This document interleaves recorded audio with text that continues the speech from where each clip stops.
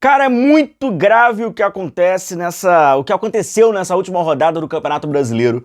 Não dá pro Flamengo ficar com o narizinho de palhaço, ficar de babaca, pois é gravíssimo. Eu vou mostrar pra vocês, a gente vai passar pelo... É praticamente um método que existe, né? Existe um protocolo, de fato. Como ele é esse protocolo?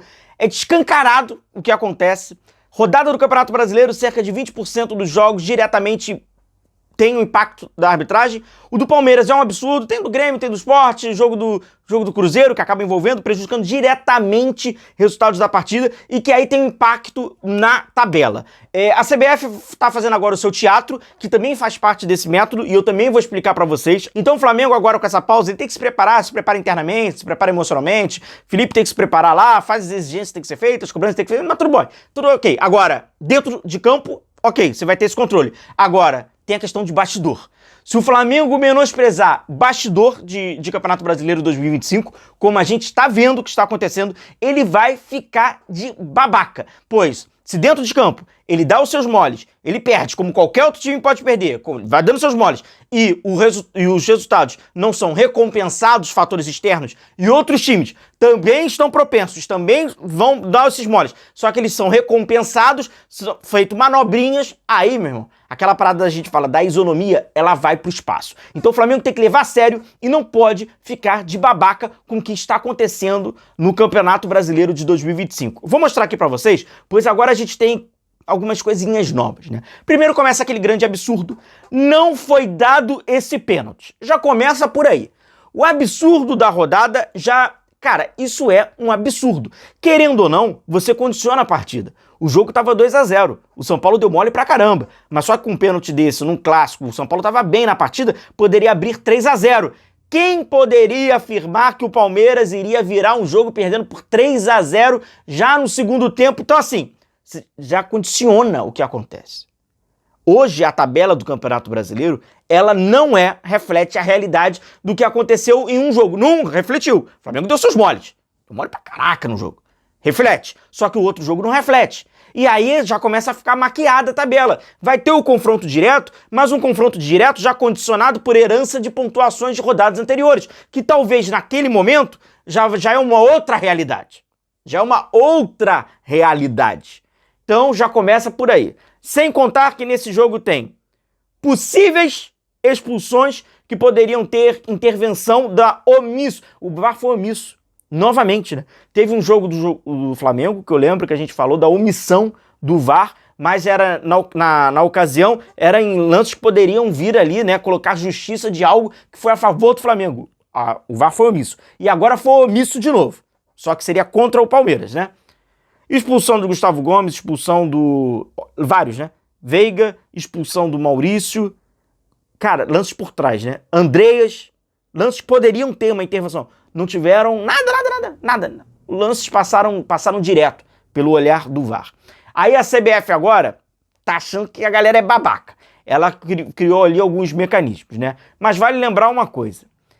Pontos que vão ficando pelo caminho fazem diferença na tabela. Eu lembro muito de um que a gente lamenta no Maracanã, né? Envolve ali o René no Grêmio. No lance do Grêmio, roubado o Flamengo. Não é nada. Foi dado pênalti. Pá, penalidade. Esses pontinhos, eles vão mascarando a tabela. E mais, a CBF agora, ela gosta de disfarçar. Você sabia que nesse momento que eu tô gravando esse vídeo, se você entrar no site da CBF, análise do VAR, você tem lá do jogo Bahia e Flamengo? Pois bem, a CBF não colocou o do jogo São Paulo e Palmeiras. E qual é a diferença? Tem que ter sigilo agora? Cadê a transparência? Porque se houver transparência, vai acabar conflitando com o método que tá... Por que, CBF? Você não tem transparência.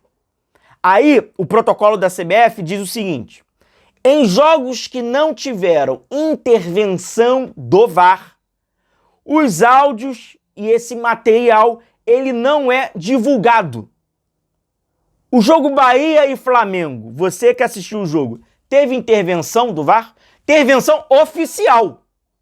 Pois pode haver a intervenção e ela não ser oficializada, né? É uma intervenção sigilosa. Por isso que a gente precisa saber da comunicação. Você lembra ao longo da partida o árbitro em algum momento na tela ver algum lance entre Bahia e Flamengo?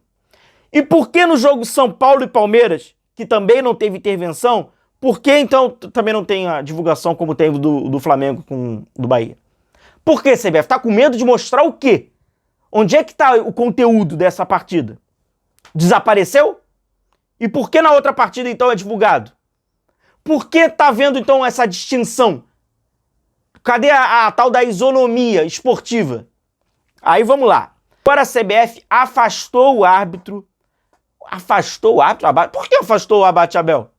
Ô CBF, como é que você afasta um árbitro se é nítido que, segundo o seu método, o seu olhar, esse é o melhor árbitro do futebol brasileiro? Pois você deu para ele, em 2 rodadas consecutivas, os 2 principais jogos do campeonato. Ele apita de forma consecutiva Flamengo e Cruzeiro, e após esse jogo ele apita São Paulo e Palmeiras. Aí agora você vai colocar esse árbitro o quê? Para fazer aquela reciclagem técnica? Esse árbitro precisa de reciclagem técnica? Ué, você dá para ele os principais jogos consecutivos. Ele tá mexendo diretamente com a ponta de cima da tabela. Ele não tá apitando o jogo do Sport, ele não tá apitando o jogo do Juventude, ele tá apitando o jogo do Flamengo, tá apitando o jogo do Cruzeiro, tá apitando o jogo do Palmeiras, tá apitando o jogo entre esses times. E agora, por causa de um erro desse, e não foi a primeira vez. Aí que começam as coincidências.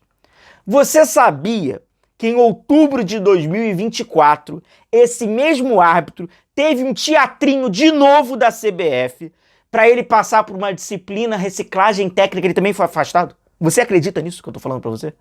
Agora eu vou te falar uma coisa. Você sabe qual foi o jogo que ele fez isso?